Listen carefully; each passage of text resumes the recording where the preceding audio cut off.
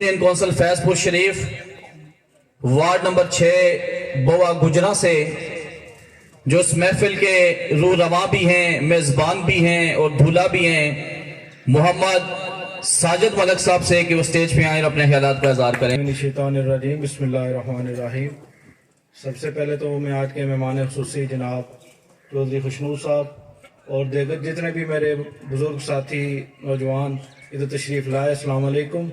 सबका मैं तहे दिल से शुक्रिया अदा करता हूँ जिन्होंने अपने कीमती लम्हात में से टाइम निकाला और हमारी इस महफिल को रौनक बख्शी। और बाकी लोकल बॉडीज़ का शुक्रिया अदा करता हूँ जिन्होंने वक्त निकाल कर हमारी इस महफिल इज़हार तशक्कुर की रौनक को दोबाला किया। इसके अलावा काबिल इज़्ज़त लोग, बावकार लोग जिन्होंने यूनियन कौंसिल से मुझे वोट दिए और मेरी सपोर्ट की, तमाम का मैं शुक्रिया अदा करता हूँ। सलाम पेश करता हूँ सबसे बढ़कर साबिक़ वज़ीर आज़म चौधरी अब्दुल मजीद साहब, आज़ाद हुकूमत रियासत जम्मू कश्मीर पाकिस्तान पीपल पार्टी का मशकूर हूँ मैं, जिन्होंने मुझ बंदा नाचीज़ पर एतमाद किया और लोकल कौंसलर के लिए पाकिस्तान पीपल पार्टी का टिकट जारी किया।